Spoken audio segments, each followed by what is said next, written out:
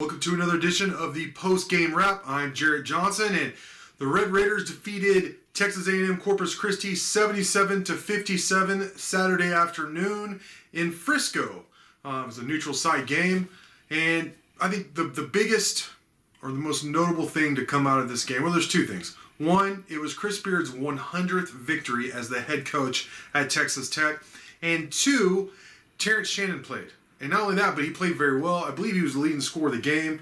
He was. He finished with 15 points to lead the Red Raiders. He also had 7 rebounds. So really good game from Terrence Shannon. He had missed some time due to a sprained ankle. And look, bottom line is you have Kansas coming up Thursday, opening Big 12 play. Obviously, that's a big game for Texas Tech. And you need to be as close to 100% as you can be. Now, of course, Kevin Mcclung still hasn't played this season. As Coach Beard said, he is a starter. You know, for my money, he was the best player on the team down the stretch for Texas Tech late last season. So you'd like to get him back, but it doesn't look like he's going to be back for the Kansas game. But like I said, Shannon is, and he played very well.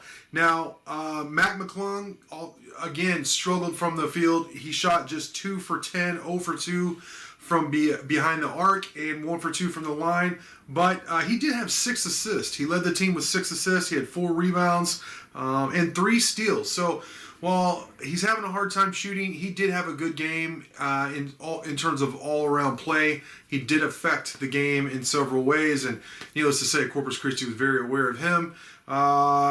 Peavy also finished in double figures with 12 points. Santos Silva had a strong game. I think this is his best game since perhaps the season opener or maybe the second game. He had 12 points and 6 rebounds. So, in 3 blocks. We'll take that. That's a good game from Marcus Santos Silva. He almost fouled out. He had 4 fouls. But I tell you what, a guy who keeps, every time he plays, and for as much time as Coach Beard gives him, he's really impressed me. And that's Tyreke Smith. Let's see. He had 5 points and 2 rebounds in just 7 minutes. I mean, he's active. I don't know how sustainable that is. I don't know if he has the offense down the way that Coach Beard wants him to and the rotations with defense, but it appears to me on defense he's always where he needs to be. Maybe it's on the offensive side. But he's so active by the way he hits the boards, the way he runs the floor, that you think it can make up for it. So hopefully we see more time for Tyreke Smith. Kyler Edwards had a fine game. I mean, he didn't shoot particularly well, 3 for 10, but he did make a couple threes. He had 9 points, 3 rebounds, 2 assists. He did a little bit of everything. And a few minutes for him. So he didn't have to play a lot, which is good because he's probably used the most in terms of minutes by Coach Beard. So give him a nice break. Tech doesn't play till Thursday, but they can get ready for Kansas, which, like I said, obviously that's a big game. There's some things that still concern me. It's hard to gauge just like what we should take from this game. They won by 20. It could have been by 30 or 40. Corpus Christi is now 1-5. The Red Raiders are 6-1 on the young season. So I mean, I think the spread was 27 or 28, something like that. Last I saw. So Tech didn't cover against Corpus Christi, but they didn't shoot particularly well. They did a good job of valuing the ball and then also forcing turnovers on the other end. So I like that. I mean, effort was there. They did okay on the boards.